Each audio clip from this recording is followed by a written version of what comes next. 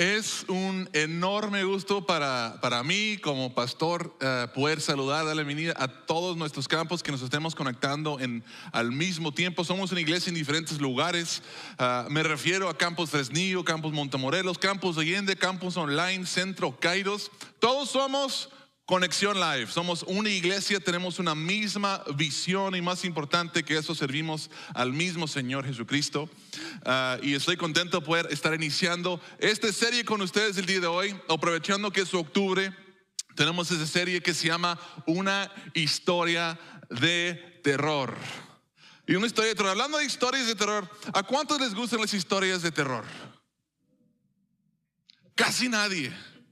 Bueno, no estoy solo. Yo no soy súper fan de las películas o las historias de terror, pero hay algunas personas que les encanta. Hay toda una industria que se dedica a producir historias y películas de terror.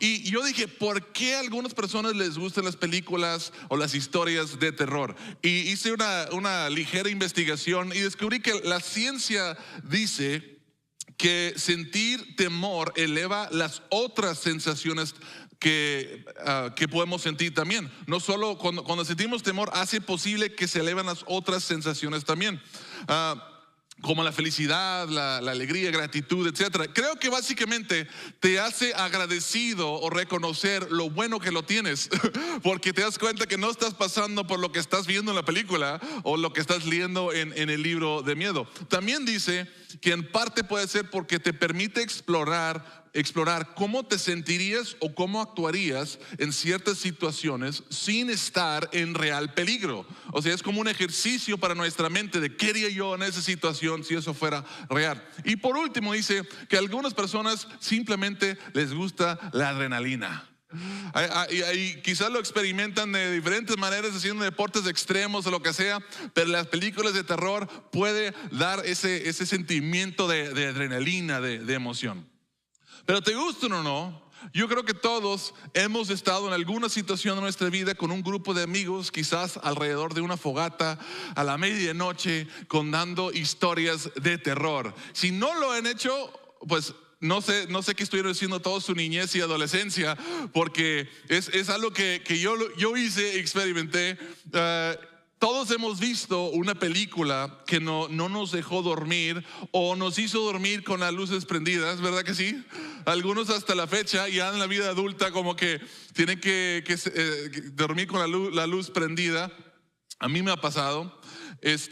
Recuerdo cuando era adolescente, por una temporada de mi vida, yo tenía como una preadolescente, como 11, 12 años.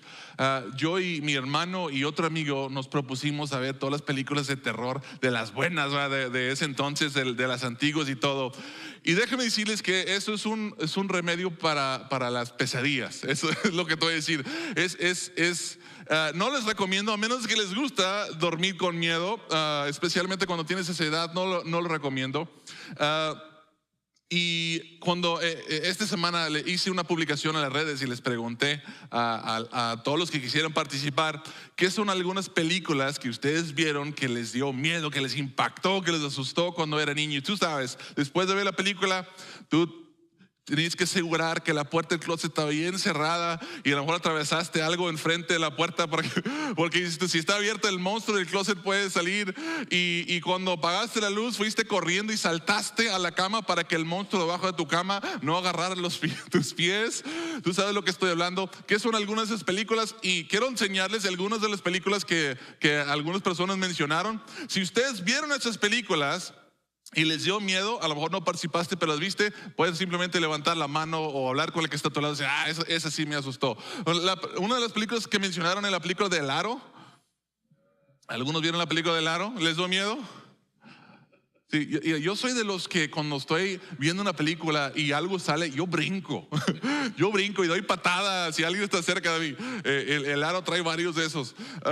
Otra película que mencionaron, y eso es para los que estamos un poquito más grandes quizás, la película de Chucky. se ríen ahora, pero cuando la estaban viendo, no se estaban riendo. Alguien mencionó Vacaciones de Terror. ¿Alguien se acuerda de esa? Vacaciones de Terror. Ese fue una sonada y críticamente también reconocido como una de las películas de más miedo. El Resplandor. ¿Alguien se acuerda de la película El Resplandor? Pesadilla en Elm Street o Pesadilla en la calle del infierno o algo así. El Freddy Krueger. ¿Cuántos se acuerdan de la película de Tiburón? Yo ni siquiera sabía que se consideraba de horror, pero es una película de terror. La película de Critters, ¿alguien se acuerda de esa? Oye, ¿qué tal esta? Sexto Sentido. Cuando el niño respiraba y se veía el vapor en la boca, sabías que el fantasma estaba cerca. Y, esa película también me impactó. También les mencioné que si alguien adivinaba la película que me impactó o me creó más trauma a mí, que se podía ganar un premio el día de hoy, si es que lo publicaban en las redes, y algunas personas lo acertaron. Y la verdad es que no podía decidir entre dos películas. Entonces puse las dos, y si ustedes escribieron en las redes una de estas dos, ustedes se pueden quedar, se van a llevar un premio el día de hoy terminando la reunión. Y fueron las películas de El Exorcista y El Payaso o It. No, hombre, esas películas, después de verlas, arruinó todas las piñatas por el resto de mi vida. O sea, no volví a ver un payaso igual. Y la película del Exorcista, ni se diga, pesadillas. Si adivinaron esa y lo publicaron, lo único que tienen que hacer para reclamar su premio es que teniendo la reunión pueden ir a Café Conexión, muestren dónde pusieron la película de Exorcista o It, y les muestran que fue al día de ayer, no hoy, después de escuchar el mensaje, y se van a llevar un café y unas galletas para los que gusten eso. Gracias por participar, y si quieren no perderse esas cosas, les animo a que nos sigan en las redes y participen en ese tipo de cosas. Ahora, trataré de no asustarlos demasiado en esta serie, pero en esta serie vamos a estar examinando algunas historias de miedo que se encuentran en la Biblia. ¿Historias de miedo en la Biblia? Te preguntarás. Sí, hay historias de miedo, historias de terror, y no tanto como las películas que vemos, pero son historias que dan miedo porque son historias que son verdaderas, y dos, tienen implicaciones en nuestra vida, incluso en nuestra eternidad. Pueden dar y deben dar en algunos casos mucho miedo a algunas de estas historias. La próxima semana vamos a leer la historia del rey, la bruja y el fantasma. El rey y la bruja, y está en la Biblia. Y vamos a ver la próxima semana, no se la pierdan. La tercera semana vamos a leer la historia del exorcismo en el panteón. También está en la Biblia. En el libro no lo voy a decir, pero lo vamos a leer. La última semana, el 27 de octubre, la semana más cerca, el domingo más cerca de Halloween, vamos a hablar del por qué, aunque hay muchas cosas que nos dan miedo en esta vida, en Cristo no hay nada que temer. Vamos a estar hablando de eso, no se la pierdan tampoco. Y hoy yo quiero comenzar con la historia que probablemente da más miedo de todas las otras historias que podamos leer en la Biblia. Al menos a mí, en lo personal, esta es la que me ha robado sueño, me ha hecho pensar, evaluar mi vida y cómo estoy viviendo en diferentes cosas. Y le he titulado el mensaje de hoy: Terror para el pastor. Terror para el pastor. Y ahorita van a ver por qué. Pero en esta historia da miedo porque revela que hay muchas personas, no solo unos cuantos, muchas personas que son buenas personas, que creen las cosas correctas, incluso personas que son mejor que la mayoría de las personas. Pero muchas personas algún día que son así, que encajan en esa descripción, van a enfrentar el día del juicio, van a estar delante de Dios y van a escuchar las palabras más horroríficas que una persona pudiera escuchar. Y si tú no quieres algún día estar delante de Dios en el día del juicio y escuchar las palabras más horroríficas que una persona pudiera escuchar, necesitas prestar mucha atención al mensaje de hoy. Necesitamos poner en práctica algo que vamos a aprender el día de hoy. Entonces, la historia lo cuenta Jesús. Se encuentra en el libro de Mateo, capítulo 7, versículos 17 al 23. La historia que vamos a leer es la conclusión de la predicación más famosa de Jesús, del Sermón del Monte.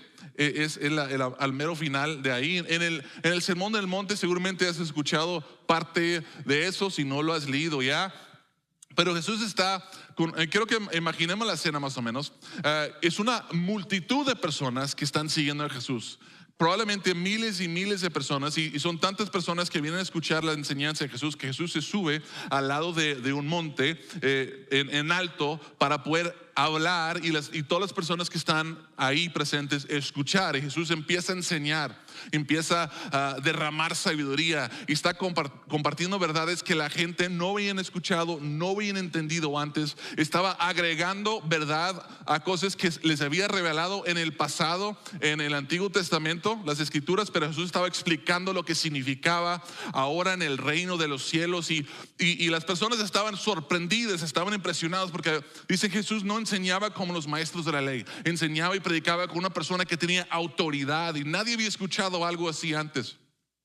Y después de asombrar a las personas y iluminar sus mentes con tantas verdades y enseñanzas, Jesús concluye su sermón del monte hablando del futuro de muchas personas, con esta historia, esas palabras que han infundido terror en el corazón y las mentes de muchas personas, y acertadamente por miles de años. Y eso es lo que yo quiero leer con ustedes hoy. Así que quiero invitarlos a leer este pasaje conmigo, si se atreven a hacerlo. Si se atreven a hacerlo. Si les da demasiado miedo, pueden cubrir los oídos y tapar los ojos y cerrar los ojos. Pero si se atreven, vamos a leer esto juntos. Versículos 17 dice, comenzando: del mismo modo, todo árbol bueno da fruto bueno, pero el árbol malo da fruto malo. El árbol malo no puede dar fruto bueno, y un árbol malo no puede dar fruto bueno. Todo árbol que no da buen fruto se corta y se arroja al fuego. Así que por sus frutos los conocerán. Esta parte de lo que acabamos de decir es importante. Lo vamos a regresar a eso más adelante. Y luego dice Jesús, continúa diciendo: no todo el que me dice Señor, Señor entrará en el reino de los cielos, sino solo el que hace la voluntad de mi Padre que está en el cielo. Muchos me dirán en aquel día. ¿Cuántos? Muchos me dirán en aquel día: Señor, Señor, ¿no profetizamos en tu nombre? Y en tu nombre expulsamos demonios e hicimos muchos milagros. Entonces les diré claramente: jamás los conocí. Aléjense de mí, hacedores de maldad. Si este pasaje no te da miedo, no sé cómo asustarte. La idea que después de vivir una vida creyendo que estoy bien, que he hecho las cosas bien, que he creído las cosas correctas, y que voy a estar quizás delante de Dios en el día del juicio y voy a escuchar a Jesús decirme esas palabras, me llena de preocupación, me llena de temor. Yo que soy pastor, me llena de terror. ¿Por qué? Porque Jesús dice que, dijo lo que yo he hecho. Yo he predicado, yo he confesado, he dicho que Jesús es mi Señor muchas veces públicamente. Y Jesús dice que no todos los que confiesan a Jesús como Señor entrarán en el reino de los cielos. Yo he predicado en el nombre de Jesús. En este momento estoy predicando en el nombre de Jesús. Y Jesús dice que no todos los que prediquen, dice muchos incluso de los que predican en el nombre de Jesús no entrarán en el reino de los cielos. Yo he expulsado demonios, y eso es historia para otro día. Pero dice Jesús que ni siquiera los que han expulsado demonios, todos entrarán en el reino de los cielos. Yo nunca he hecho un milagro, pero Jesús dice que muchos que han hecho muchos milagros no entrarán en el reino de los cielos. Lo que da miedo es la siguiente posibilidad, y eso es para que lo consideremos todos. ¿Será posible que tú, o que yo, o que los dos, que todos, aunque creamos y hagamos las cosas correctas, seamos unos de los muchos que no entrarán en el reino de los cielos? ¿Será que nosotros nos encontramos entre los muchos? Daría menos miedo si Jesús hubiera dicho unos cuantos. Dice que muchos. Y quizás estás escuchando esto y estás pensando, pues ¿Por qué daría miedo eso que dijo Jesús? No me asusta tanto. Y si dices eso, si eso es tu postura, probablemente es porque no entiendes lo que pasa con las personas que Jesús no conoce. Y dice, aléjense de mí. Ahora quiero leerles otro pasaje, pero debo advertirles que este pasaje hace que el pasaje anterior sea aún de mucho más miedo todavía. ¿Okay? Esta combinación da mucho más miedo. Y este pasaje se encuentra en el Apocalipsis, está hablando el apóstol Juan acerca del día del juicio, acerca del día del juicio. Y esto es lo que dice. Dice, luego vi un gran trono blanco y a alguien que estaba sentado en él. De su presencia huyeron la tierra y el cielo sin dejar rastro alguno. ¿Qué significa eso? Que él vio a Dios sentado en el trono y era tan imponente, era tan poderoso, potente, que hasta el cielo y la tierra quisieron esconderse de su presencia. Así de poderoso. Y dice, vi también a los muertos, grandes y pequeños, de pie delante del trono. ¿Quiénes son estos? Son las personas más insignificantes que nadie conoce y nadie conocerá de ellos, de la historia. Y también significa los reyes y los poderosos y los famosos, todos ellos, grandes y pequeños, de pie delante del trono. Se abrieron unos libros y luego otro, que es el libro de la vida.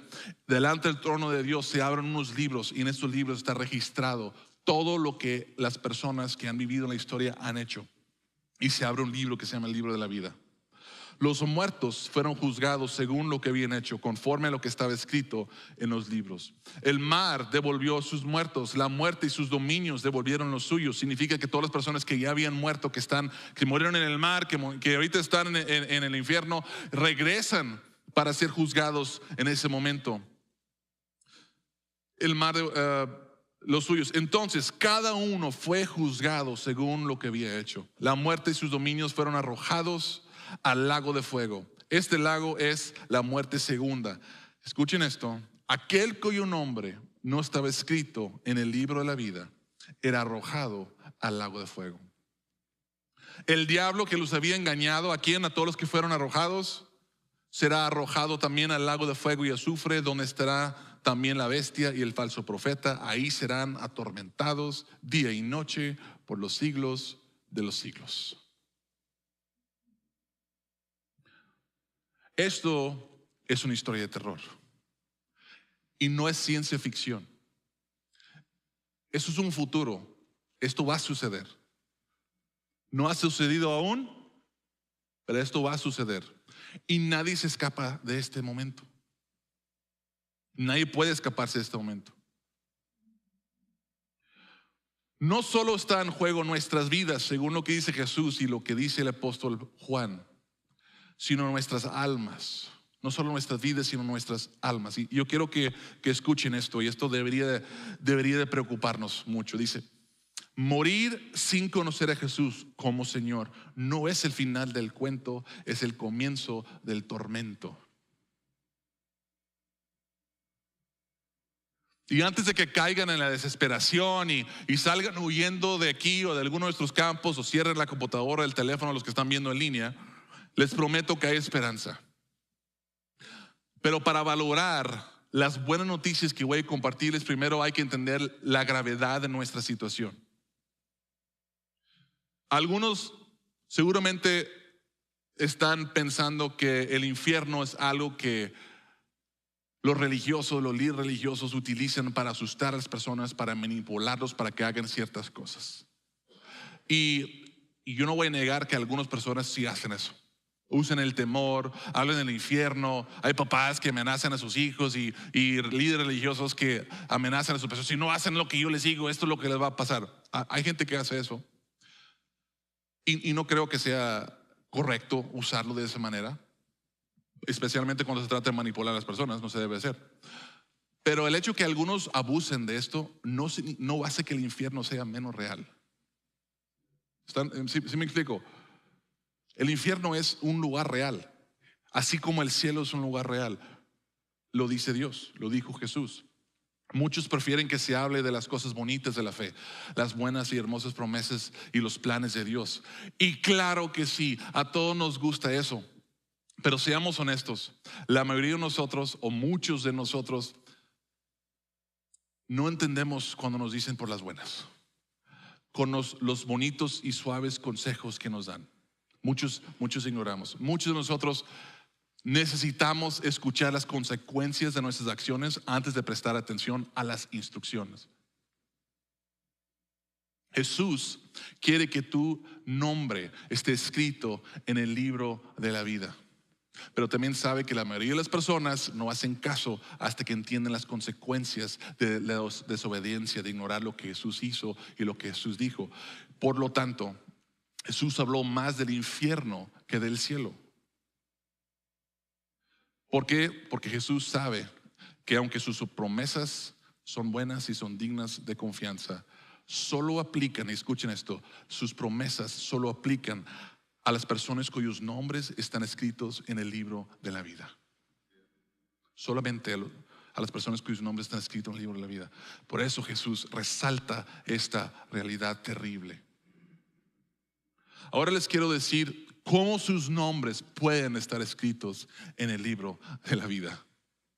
Ese es el anhelo de mi corazón. Me gustaría que todos que están aquí, que están escuchando alguno de nuestros campos, se fueran sabiendo que sus nombres están escritos en el libro de la vida. Y para entender esto necesito explicarles que en Mateo capítulo 7 Jesús está hablando de dos grupos de personas que en la superficie parecen ser muy similares, pero en el fondo, en el corazón, son bastante diferentes. Los dos grupos de personas son los religiosos y los renacidos. Religiosos son o perdidos, pudiera decirles, o los renacidos, que son los nacidos de nuevo, los salvos.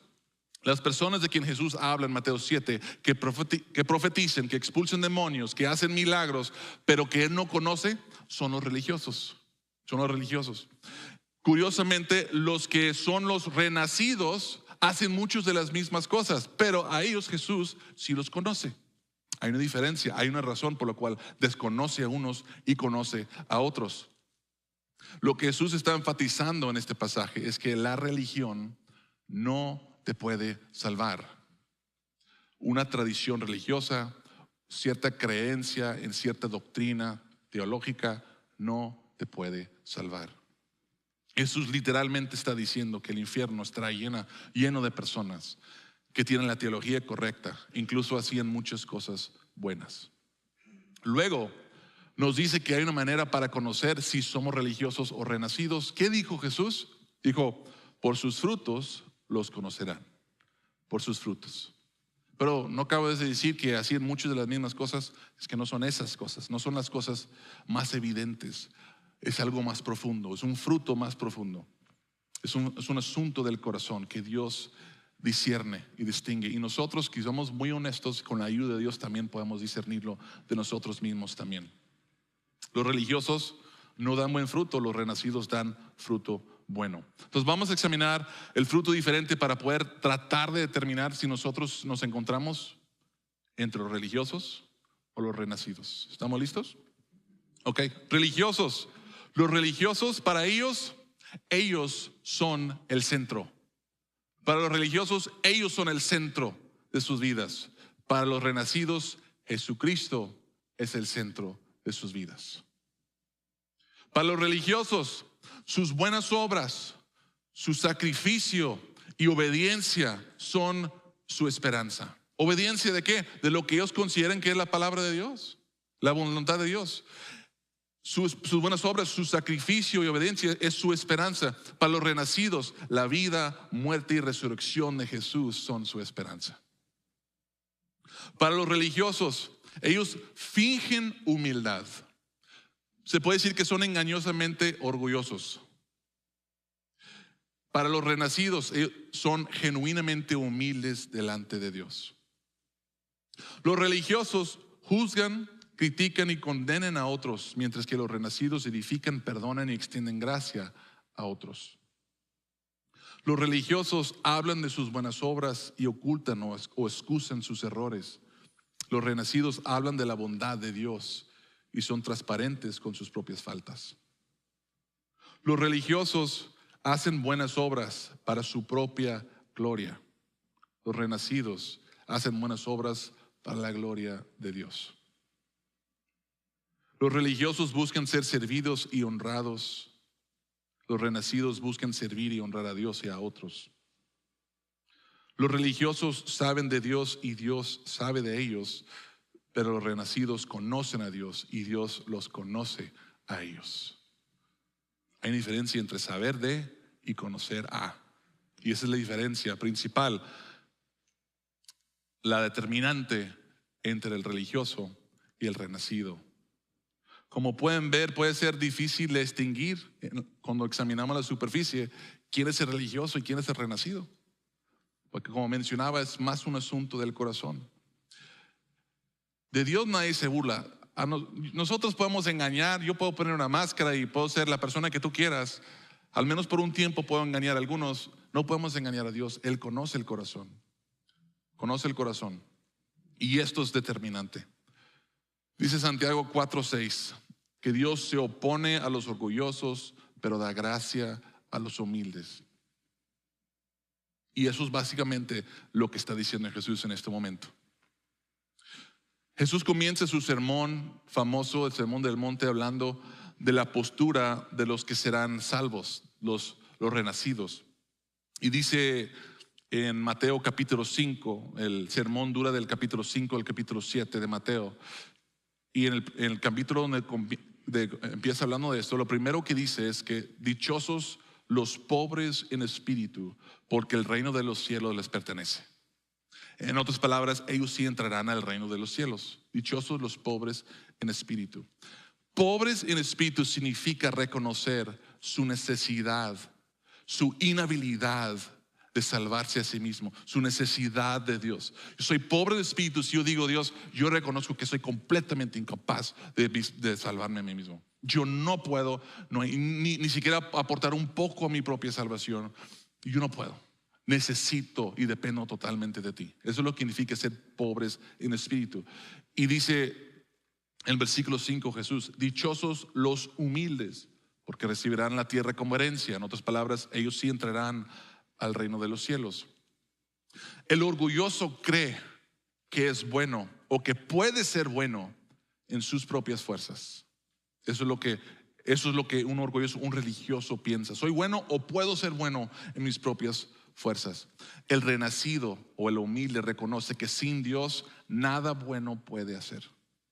O sea, sin Dios en vida, nada, todas mis obras, dice la palabra, nuestras obras sin Cristo son trapos de inmundicias, es suciedad. No hay nada que podamos hacer para que Dios diga, es una buena persona. Los humildes o los renacidos aceptan lo que dice Romanos 3:23: todos han pecado y están privados de la gloria de Dios. Los humildes y los pobres en espíritu son los que reconocen su pecado y total necesidad de no solo el perdón de sus pecados, sino de un Salvador. Reconocen eso. Soy pecador, necesito ser perdonado, y como no puedo ganar la salvación, yo necesito un Salvador. La razón que habrá muchos religiosos en el infierno es porque no entienden una verdad simple, pero muy importante, y es esta: somos salvos por buenas obras. Somos salvos para buenas obras, pero no somos salvos por buenas obras. Una gran diferencia. Salvos para buenas obras, pero no salvos por buenas obras. Efesios 2:9-10 dice: porque por gracia ustedes han sido salvados mediante la fe. Esto no procede de ustedes, sino que es regalo de Dios, no por obras, para que nadie se jacte. Se fijen cómo es importante aquí para el apóstol Pablo reforzar lo que Jesús dijo acerca de la humildad. No se trata de ser una buena persona, una religiosa persona, porque es por gracia, no es por obras. Es un regalo de Dios, no lo puedes ganar. Y Leo dice, y continúo hablando acerca de las buenas obras, dice: porque somos hechura de Dios, creados en Cristo Jesús para buenas obras, las cuales Dios dispuso de antemano a fin de que las pongamos en práctica. Repito, somos salvos para buenas obras, pero no lo confundamos, no somos salvos por buenas obras. El portarnos bien no es algo que nos salva, aunque fuimos creados para hacer buenas obras. Lo que pasa con el religioso es que en vez de humillarse y tirarse sobre la gracia de Dios por fe en Jesús, para posteriormente recibir el Espíritu Santo de Dios, para entonces con la ayuda de Dios hacer buenas obras, hacer la voluntad del Padre que está en el cielo, ellos tratan de hacer las buenas obras y creen que por eso serán aceptados por Dios.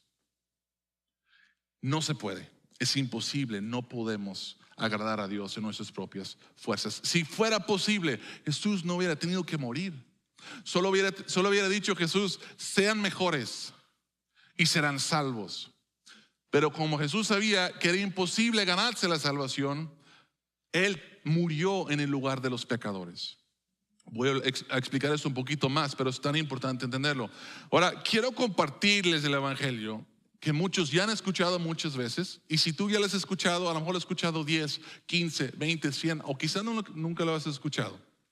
Pero yo quiero animarlos a que traten de escucharlo como si nunca lo hubieran escuchado antes, y como si sus vidas y sus almas eternas dependieran de este mensaje, estas buenas noticias, porque sí depende de ello. Así que prestemos atención a las buenas nuevas de Jesús. Todos hemos pecado y nuestro pecado nos separa de Dios. La condena para el pecador es la muerte, es el lago de fuego, es el infierno. Un Dios santo y justo no pasa por alto el pecado, no lo puede hacer. Pero Dios nos amó tanto que envió a su Hijo Jesús, quien nació de María después de vivir una vida perfecta. Él murió en la cruz, tomando el lugar de nuestros, pagando el precio de nuestros pecados. Él murió por nosotros, pagando el precio de nuestros pecados. Y solo en Él que podemos ser salvos.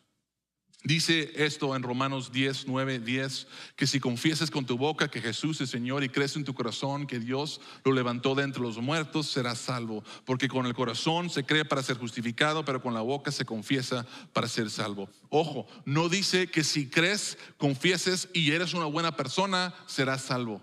No dice eso. Dice si crees, si confías en Jesús y confiesas al Señor. Tampoco dice cree en Jesús, que Jesús murió y resucitó y serás salvo. Eso es reconocerlo como Salvador, pero no como tu Señor. Sí, creo que murió por mí y resucitó y voy a ser salvo. No, tienes que creer y tienes que confesarlo como tu Señor, como tu Rey, como tu autoridad suprema. Y esto requiere de dos cosas. Y esto es el asunto aquí, especialmente para las personas de quien está hablando Jesús en Mateo capítulo 7. Los que hicieron estas buenas cosas, esas personas religiosas, buenas personas, pero que Él no conoce. Esto es, se requieren dos cosas. Se requiere de fe, si tenemos que confiar y creer lo que Dios dice, que Jesús es Señor. Pero se requiere también de humildad. Se requiere de humildad. Los religiosos en el infierno tenían la fe correcta, pero no fueron humildes delante de Dios. No fueron humildes. No reconocieron que no podían sin Dios. Querían ganarse la salvación, no querían humillarse delante de Él. ¿Y por qué enfatizo esto tanto? Porque me preocupan sus almas, porque los amo en el Señor. Yo quiero que sus nombres estén escritos en el libro de la vida. Yo no quiero que esta historia de terror lo tengan que vivir algún día cuando estén delante de Dios en el día final, en el juicio, y escuchen las palabras: aléjate de mí, jamás te conocí. Escuchen por favor, el único obstáculo entre algunos de ustedes, estoy seguro de los que están escuchando el día de hoy en uno de nuestros campos en línea, en este auditorio, el único obstáculo entre algunos de ustedes y la salvación de sus almas es su propio orgullo.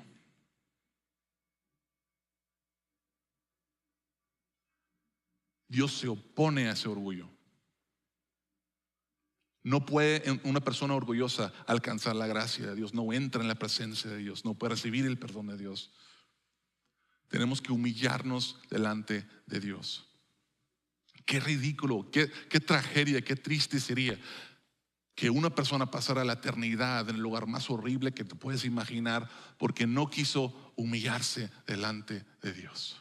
No quiso reconocer lo que todos ya sabemos, que no somos tan buenos como fingimos ser. Que todos somos pecadores. Primero Pedro 5, 6 al 7 dice: humíllense pues bajo la poderosa mano de Dios, para que Él los exalte a su debido tiempo.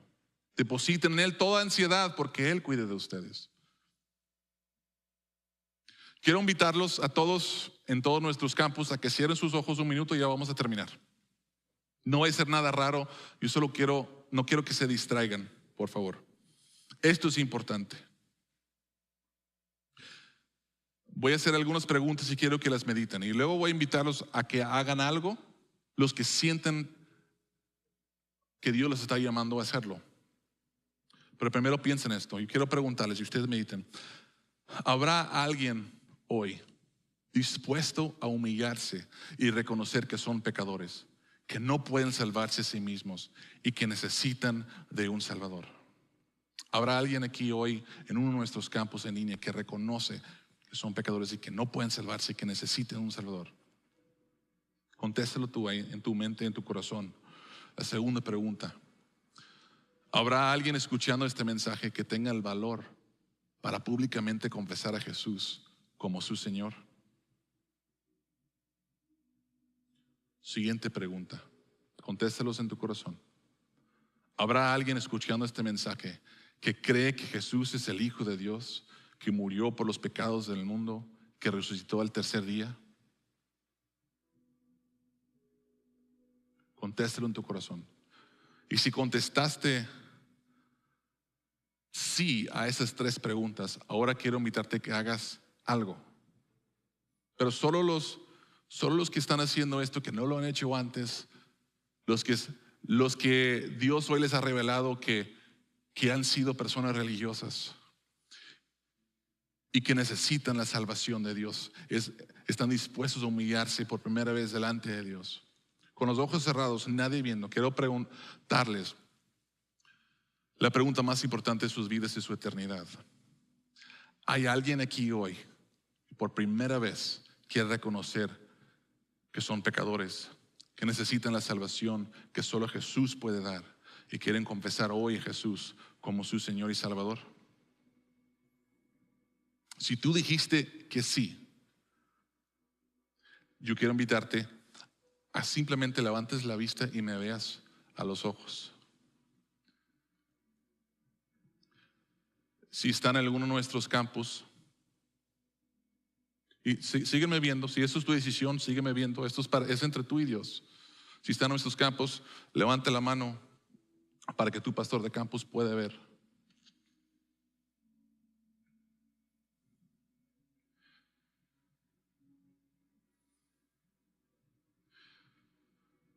Antes de hacer la siguiente oración, yo voy a invitar a las personas que me están viendo a que hagan y repiten después de mí esta oración, confesando a Jesús como su Señor. Pero quiero decirles esto: qué tragedia sería que porque tienes demasiado orgullo para levantar la mirada y reconocer que necesitas de un Salvador, te pierdas de la salvación, que seas contado entre los muchos que Jesús va a decir algún día: jamás te conocí. Rinde su humildad a los pies de Dios. Delante de Él no existe el orgullo. Nadie puede ser orgulloso delante de Él. Ante el nombre de Jesús, toda rodilla se doblará. Lo haces voluntariamente hoy, lo haces obligatoriamente mañana, pero hoy puede ser el día de salvación para ti. Yo quiero animarlos a que hagan esta oración, y es entre ustedes y Dios, pero es una manera para confesar su fe en Él y recibir la salvación para llegar a ser un renacido. Repiten eso después de mí en todos nuestros campos. Padre Celestial, yo creo que Jesús es tu Hijo, que murió por mis pecados, resucitó al tercer día y ahora está vivo y es Rey de Reyes y Señor de señores. Hoy me arrepiento de mis pecados. Confío solamente en Jesús para el perdón de mis pecados y mi salvación, y lo confieso como mi Señor y Salvador personal. Te pido e invito a tu Espíritu Santo a mi vida para que yo pueda vivir por ti de ahora en adelante. hasta el día que tú vienes por mí o me lleves a casa. En el nombre de Jesús. Amén. Vamos a dar un fuerte aplauso al Señor.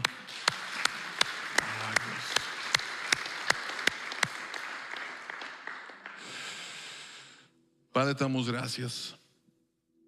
Gracias por tu palabra. Gracias por amarnos suficiente, Jesús, que no solo nos dijiste las buenas y bonitas promesas, sino nos hablaste de las consecuencias reales de nuestra condición espiritual. Gracias por amarnos tanto, por ser obediente hasta la muerte y muerte de cruz, para que nosotros pudiéramos tener salvos mediante tu sacrificio, en fe en lo que tú hiciste, por gracia, no por nuestras obras. Gracias por cada persona que hoy tomó la decisión de creer, sí, pero también humillarse delante de nuestro todopoderoso Dios y nuestro Señor Jesucristo y reconocerlo como nuestro Señor. Gracias, Señor, por el Espíritu Santo que tú envías a todos tus hijos para que podamos llevar a cabo ahora sí las buenas obras para las cuales fuimos creados. Sé glorificado y honrado en nuestras vidas. Sé el centro de nuestras vidas. Ya no nosotros, sino tú, Jesús. En el nombre de Jesús. Amén. No voy a concluir el mensaje todavía. Quiero decirles a los que oraron esta oración el día de hoy.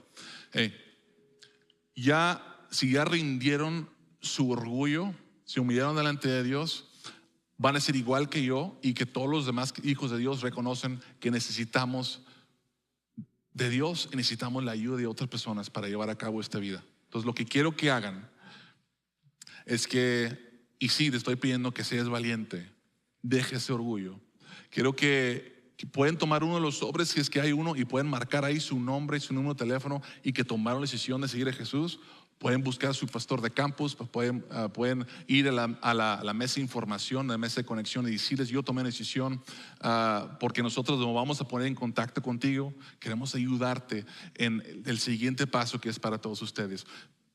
Hay otras cosas que hay que hacer. Jesús dice que los que son la segunda cosa que debemos hacer después de confesar a Jesús es declarar a Jesús públicamente nuestro Señor mediante el bautismo. Si ustedes fueron sinceros el día de hoy, dentro de poco tiempo yo confío que en todos nuestros campos vamos a estar celebrando junto con ustedes muchos bautismos. Muchas personas públicamente confesando que Jesús es su Señor ahora. Y saben que no están solos, vamos a caminar con ustedes, con la ayuda de Dios. Todos vamos a hacer la voluntad de Dios hasta que Jesús venga por nosotros o hasta que nos lleve a casa. Amén. Amén. Dios los bendiga. Los dejo con el pastor Juan.